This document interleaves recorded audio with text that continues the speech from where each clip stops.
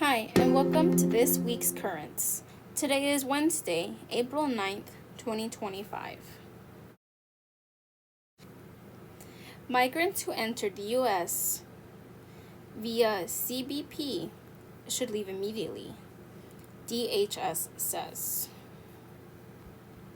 The CBP One app was a central part of the Biden administration strategy to relieve pressure of the U.S. border. It allows migrants, to schedule appointments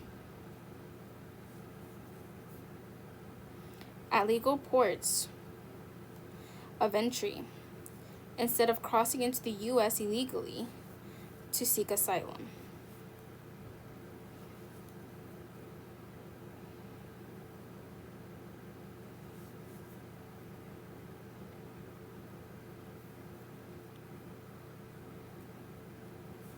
Y was working her regular shift at California Walmart on Monday when she got a notification on her phone.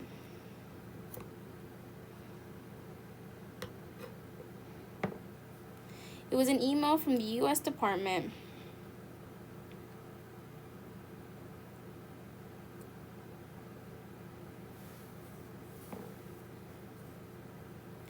of Homeland Security. It is time for you to leave the United States, the email began. DHS is now exercising its discretion to terminate your parole immediately. Y, a Venezuelan woman who asked NPR to use her initial for first name because of her immigration status, panicked. I got nervous, desperate, she told NPR in Spanish.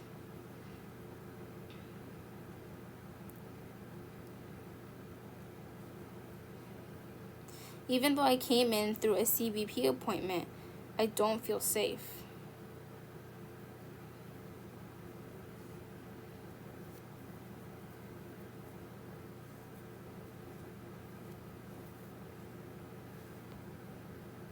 The Trump administration is telling some migrants who entered the U.S.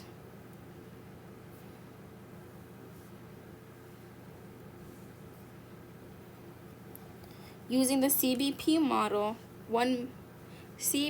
One mobile app to leave immediately, as part of a broader push to revoke temporary legal status for migrants who entered during the Biden administration under a legal authority known as the humanitarian parole.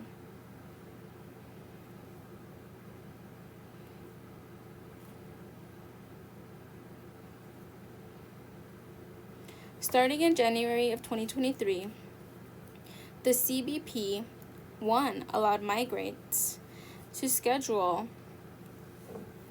appointments at legal ports of entry instead of crossing the border illegally to seek asylum. It was a central part of Biden administration strategy to relieve pressure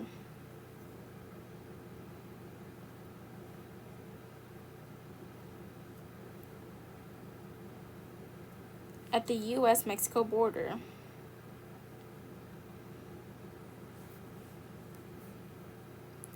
by creating temporary legal pathways under the authority known as humanitarian parole. The Trump administration quickly dismantled that policy, and it is now urging migrants who benefited from it to leave immediately.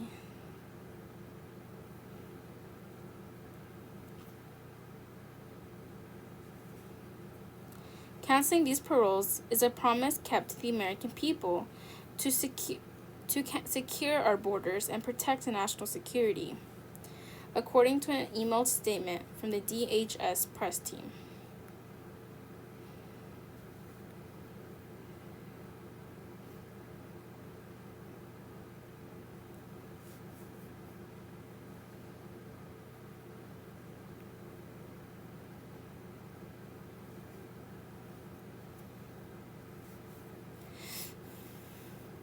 The Department of Homeland Security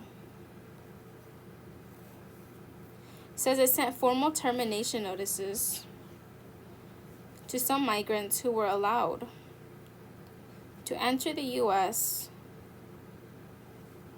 through the CBP One app. The DHS did not say how many migrants have received those notices.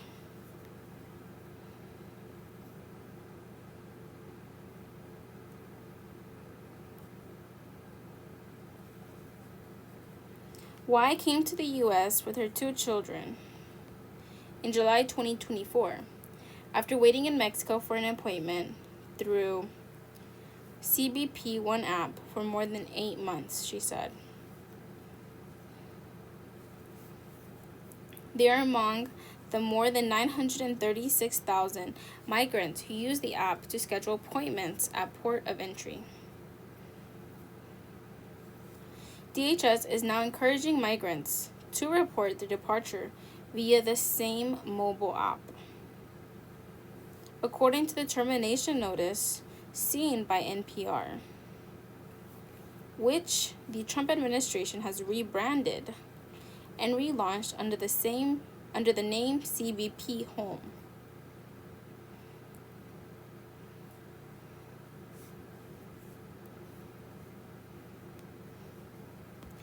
With the launching of the CBP Home app, we are restoring integrity to our immigration system, Homeland Security Kristi Noem said in a statement last month. The Trump administration has already moved to terminate parole for more than 500,000 people who entered the U.S. through the Biden-era program for Cubans.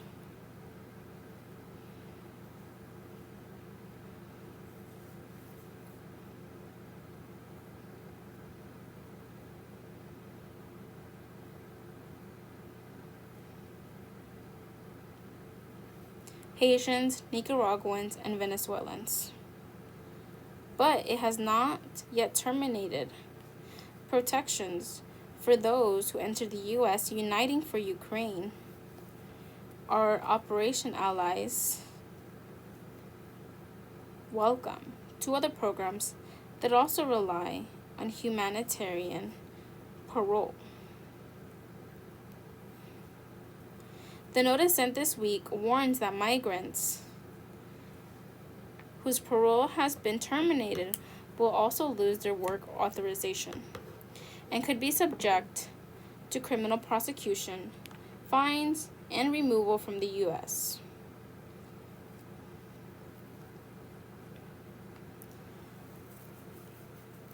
Although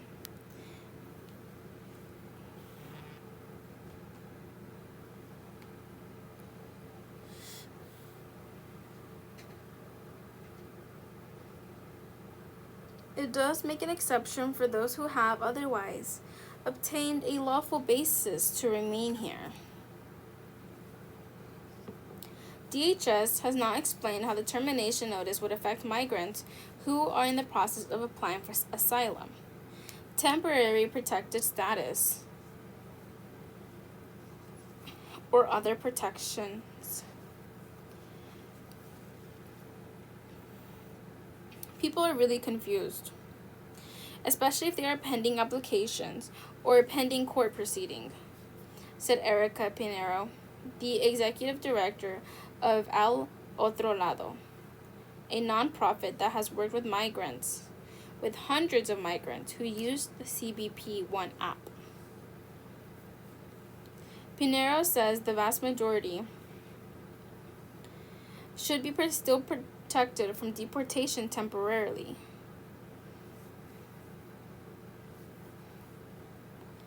Because they do not have final orders of removal and are fighting deportation in immigration courts, where many are seeking asylum.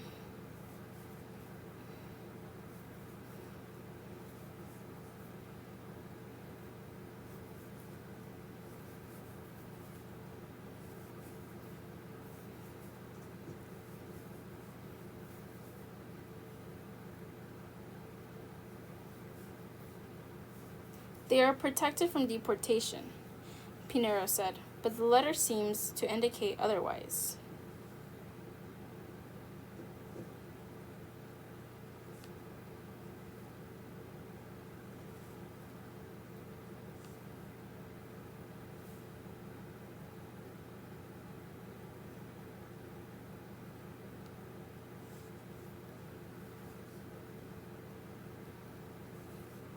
For many of these migrants, Pinheiro said the main practical effect of the termination may be losing the work authorization that came with the parole. But she says these notices may have less tangible impacts as well. The fear that they're putting into individuals receiving the letter is real. And so a lot of immigrants, whether or not they have protection from removal, are scared. Pinheiro said that includes why the Venezuelan woman who received the email. These last 2 months, I have felt a lot of anxiety because I feel in a limbo, she said Tuesday. White traveled by land from Venezuela through Mexico, where she says she was sexually assaulted by Mexican police on the way to her CBP-1 appointment. She found a home in California and is working legally at a Walmart. White told NPR she has her first immigration court hearing on Thursday. She's planning to attend with her 2 kids. I'm anxious and I'm scared, but I will go, she said. I'm going to continue to do things the right way. Texas measles outbreak isn't slowing down. How can that change? Signs point the way to measles testing in the parking lot of the Seminole Hospital District across the Wigwam Stadium on February 27th, 2025 in Seminole, Texas. Slipping vaccination rates in the West Texas have led to the state's largest measles outbreak in over 30 years.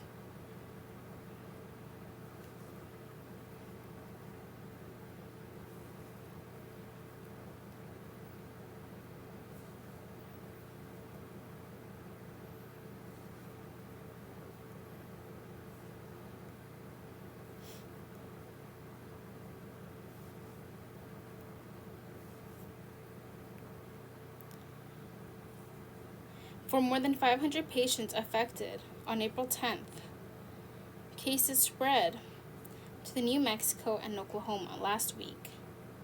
An unvaccinated Texas child died from measles, making the 3rd death tied to the outbreak.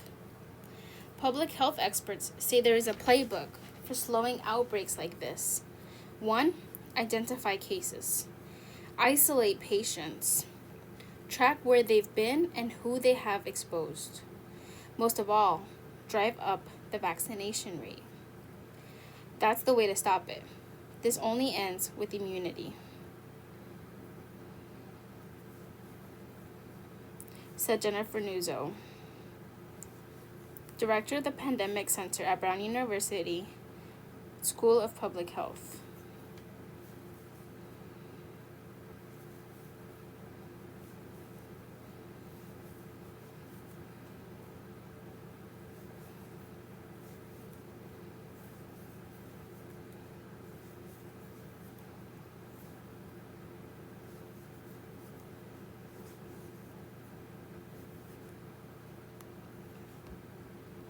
This strategy isn't novel.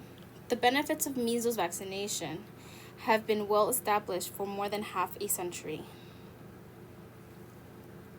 The emergence of the vaccine The emergence of the vaccine in the 1960s meant parents no longer had to accept the risks of serious complications or death that came with the common childhood disease.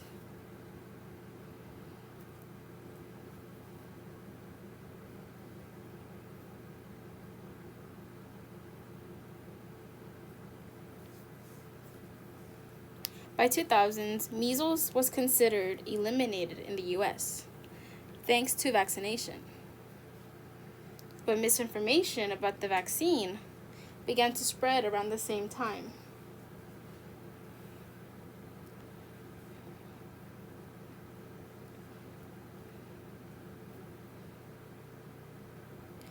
Catherine Wells, Director of Public Health in Lubbock, the largest city in the West Texas region affected by the outbreak, said she is seeing the impact of that misinformation today. Talking to the community, they really stopped vaccinating about 20 years ago, which is in the line with what we've seen in other communities across the United States, she said. The vaccine is safe and effective, according to the Centers for Disease Control and Prevention.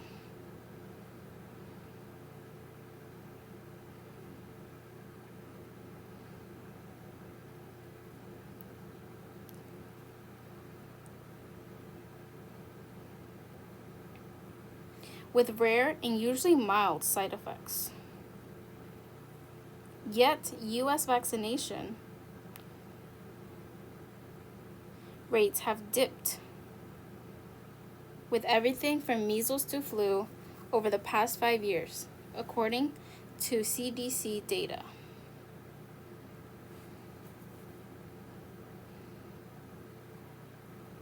In Texas, measles immunizations rates in the state and kindergarten dropped around 2.5% between 2019 and 2023, according to the Texas Department of State Health Services.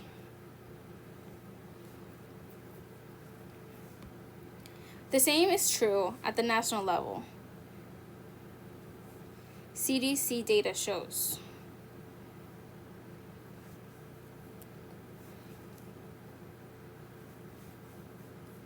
In Gaines County, the epicenter of the West Texas outbreak, only about 82% of kindergartners were vaccinated for measles in the 2023-24 school year, compared to the 95 recommended by the World Health Organization to maintain herd immunity.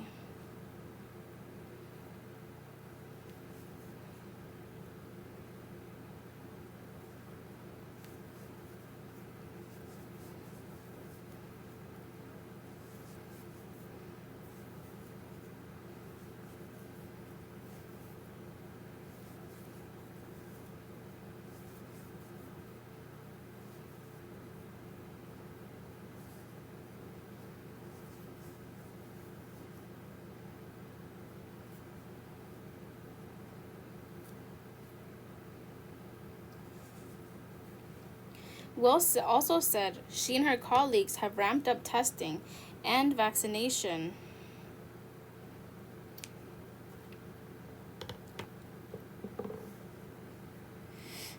efforts in the area with some success. Still, it's an uphill battle.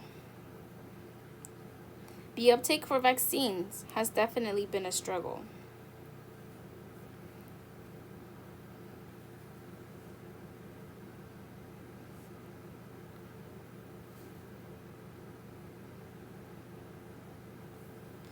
I want to be honest with that, Wells said. She said her department is following the established measles playbook, conducting contact tracing, letting the public know about possible exposures, and encouraging isolation. Unless Texas declares a public health emergency, local officials can't take more aggressive steps, like preemptively quarantining unvaccinated kids.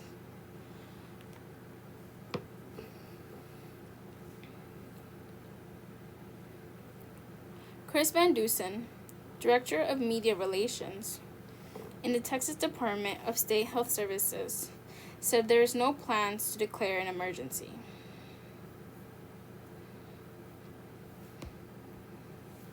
Health and Human Services Secretary Robert F. Kennedy Jr.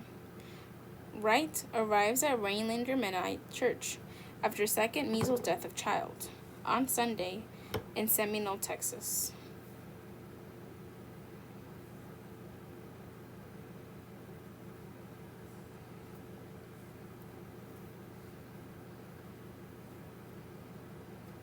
conflicting language.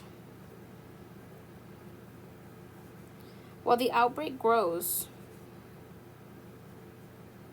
a range of bills aimed at loosening vaccine mandates are being considered by the Republican-controlled Texas legislature.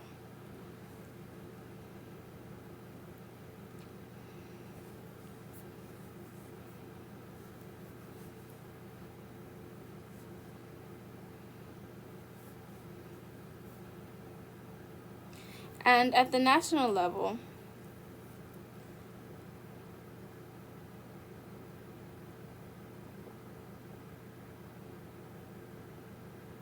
the Secretary of Health and Human Services, Robert F. Kennedy Jr., has at times downplayed the importance of vaccines.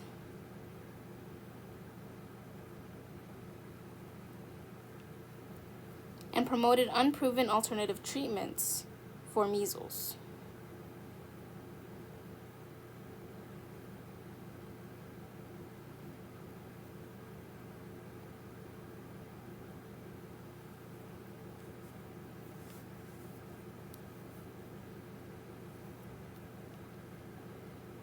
In an op-ed published last month, he suggested vitamin A could dramatically reduce measles mortality. And while the American Academy of Pediatrics does recommend 2 doses of vitamin A for children to relieve measles symptoms, especially if they're so sick they're hospitalized, vitamin A is not a cure and does not prevent transmission of the disease.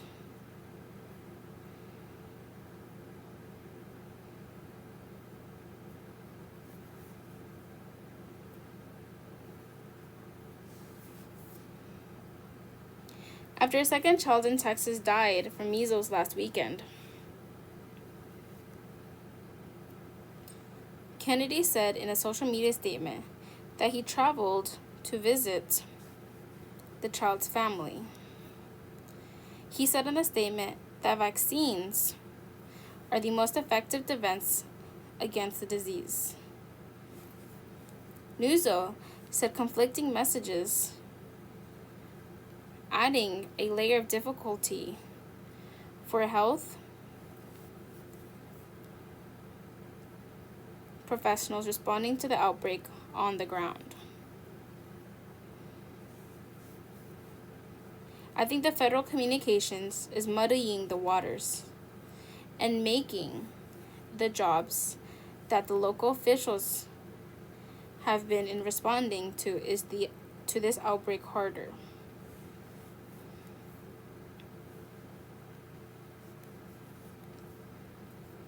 She said, proposed federal funding cuts are also shaping up to be an obstacle. In March,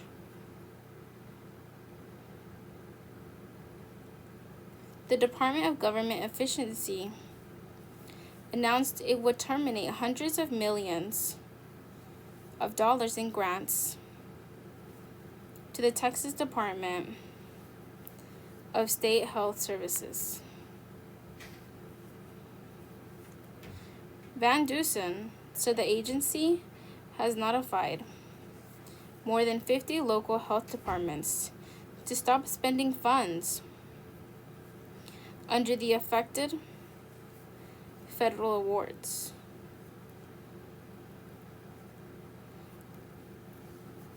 Some of which have been used for immunization programs.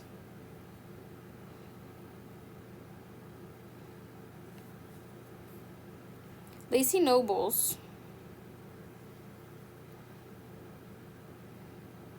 Lubbock's Director of Communications, said the city is still assessing what the impact of those lost funds will be locally, as the confirmed cases in Texas surpass 500.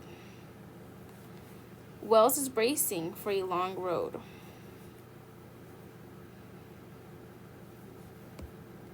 This is going to be a large outbreak. And we're still on the side where we are increasing the number of cases, she said. She expected it to be a year before the case count is back to zero. Supreme Court lets Trump move forward with firing thousands of federal workers. The U.S. Supreme Court issued on March 17, 2025, in Washington, D.C. The U.S. Supreme Court on Tuesday allowed the Trump administration's firing of 16,000 probationary federal employees to go forward, at least for now, without addressing the question of whether the terminations themselves were lawful. The court, in an unsigned order, said the nonprofits that brought the case did not have legal standing to sue over federal employees' firing. Justices Sonia Sotomayor and Ketanji Brown Jackson would have kept the firings paused while the case plays out in the lower courts.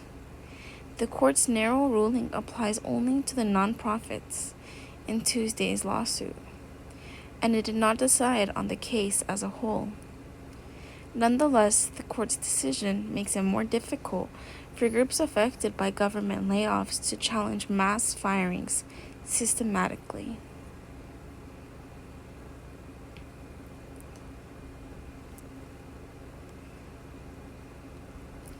In that sense, the court's action is a victory for the Trump administration and its effort to dramatically shrink federal agencies and programs, concentrating executive power in the White House. Probationary employees dismissed following an executive order signed by President Trump on February 11th. The Office of Personnel Management told agencies to terminate all but essential probationary employees. Probationary employees are typically recent agency hires or tenured employees serving in new roles. Various agencies promptly began firing employees, ultimately totaling tens of thousands.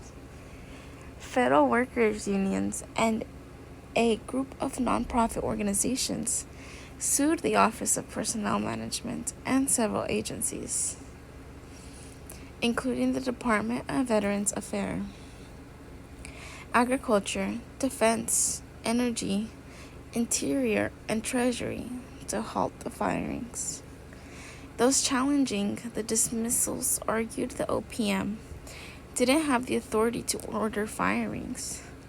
They also argued the federal government did not follow the proper procedures for firing probationary federal workers, including providing adequate notice to the terminated employees and the affected state and local governments.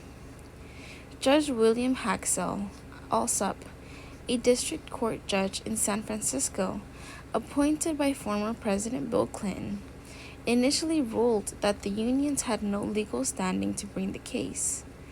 The nonprofits did have standing because they depend on government services and say they're negatively affected by the government's reduced capacity.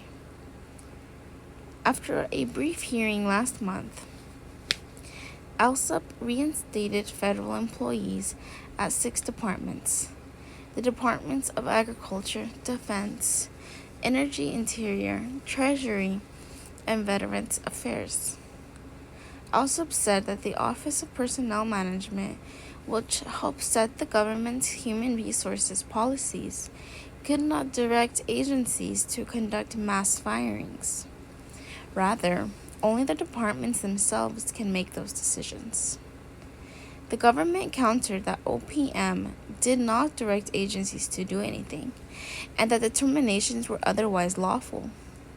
It took that argument to the Court of Appeals, which refused to intervene immediately. So the Trump administration kicked the case up to the Supreme Court, asking the justices to come to the rescue. In its Supreme Court briefs, the government contended that the dispute over the terminations was, like all employment disputes, exclusively between the federal government and its employees. The government insisted the nonprofits didn't have a standing to bring this case on behalf of the employees because the employees themselves needed to go through the proper yet limited channels to challenge their firings, with each employee fighting his or her own battle. The majority of the court seemed to side with the Trump administration on that point, ruling that the nonprofits should not have been allowed to continue bringing their case.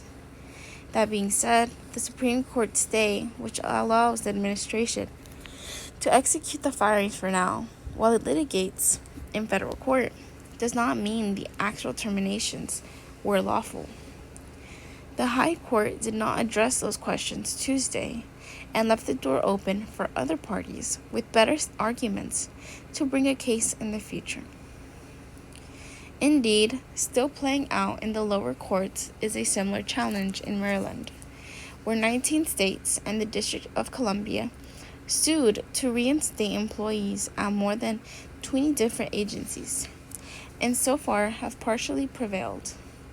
The states suing in Maryland have a better case than the nonprofits affected by Tuesday's decision, because the states could have a longer argument as to their legal standing.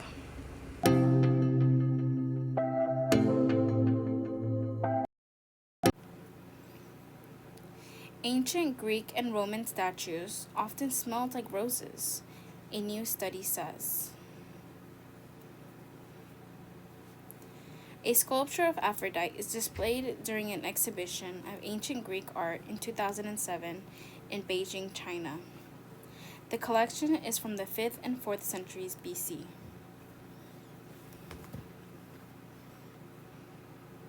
Many ancient statues were scented, a researcher says. Researchers have known for many years that there was more to ancient Greek and Roman statues than the plain white marble you typically see in museums. A few years ago, museum visitors in New York City finally got the opportunity to see how the statues would actually have appeared when they were created, painted in vibrant colors. Now, a researcher says there's another aspect to these statues to consider: how they smelled. Cecilia Brons, a senior researcher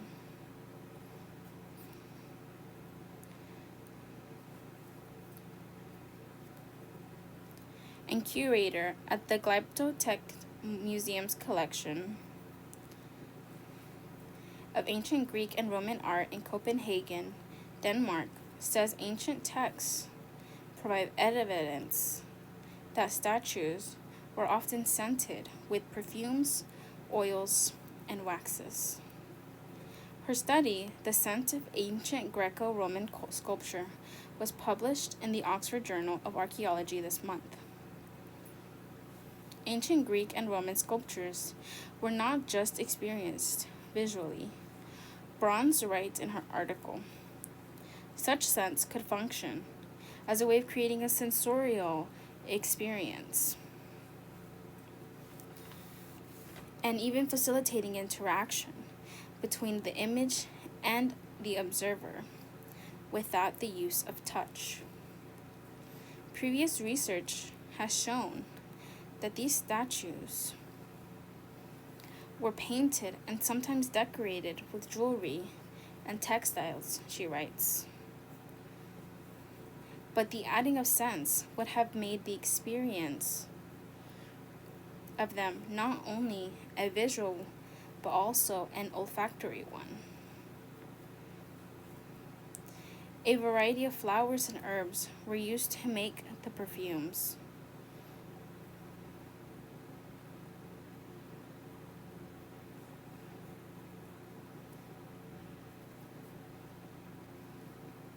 But evidence points to rose perfume being the most widely used type, Brons said in an email to NPR. Some records of the scents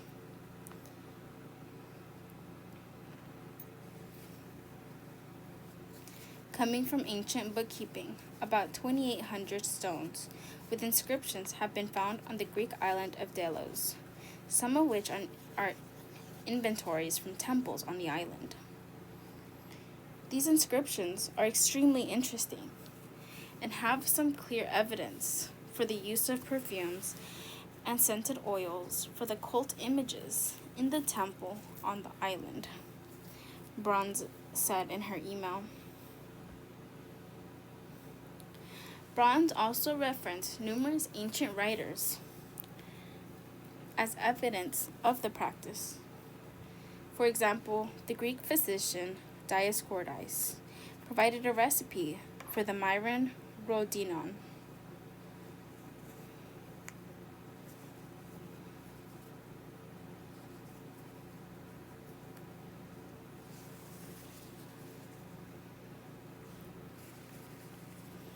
Which translates to perfume made from roses.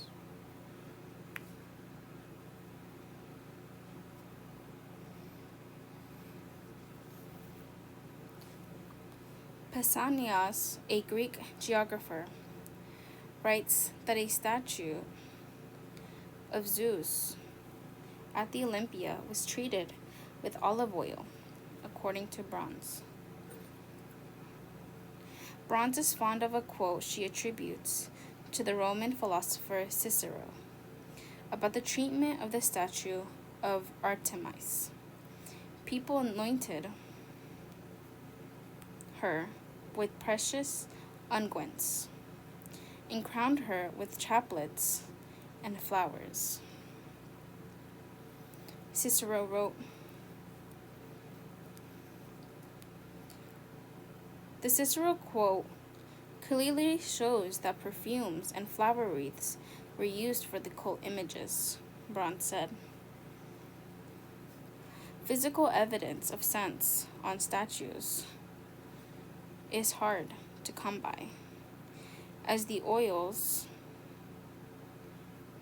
and waxes degrade over time. One exception is a statue of the Ptolemaic queen, Bernice II.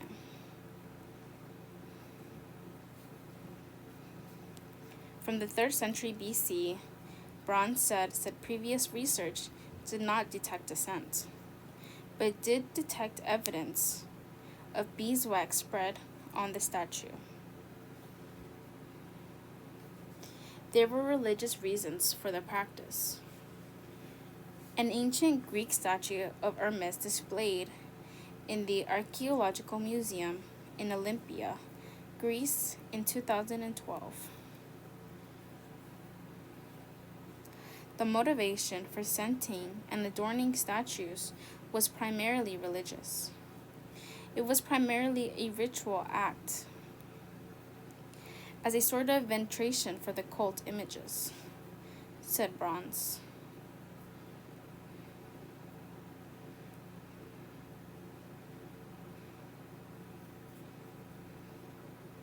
Though she added that some non-religious statues have been scented as well. Sculptures were usually painted and often were decorated with jewelry and flower wreaths. The aims of this was to make them seem alive, expressed the Greek term mimesis, Bronze wrote in her email. In her article, Bronze notes that some oils and waxes were used to protect, preserve the statues and their paint. Verity Platt, a professor at Cornell University's Department of Classics, who specializes in Greek and Roman art history and was not involved in the study, said scenting, adorning with flowers were also part of Greek social life. For instance, according to Platt, Greek men would scent their bodies before they gathered to drink at the symposium, a social gathering where they participate in rituals related to Dionysus, the Greek god of wine and theater. There were also animal sacrifices that involved smell. Within Greek myth, there's this idea that the smell goes up to the gods on Mount Olympus, and it delights them. They love the smell of sacrifice. So pleasing the gods with smells that are offerings is a part of a bigger realm of sensory landscape.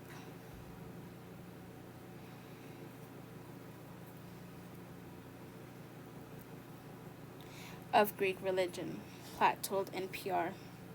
There is religion embedded in everything in the ancient world, she added.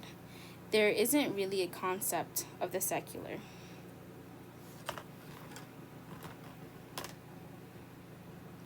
Platt says that among experts in classic studies, the idea that statues were scented is already well established. But given the attention the study has received, it's clear many people hadn't heard about the practice before. Clearly, it strikes a chord, she said, noting it follows recent interest in the notion that statues were painted in bright colors. It's exciting to think about the ancient world as not just polychrome, but also a multisensory in all kinds of ways.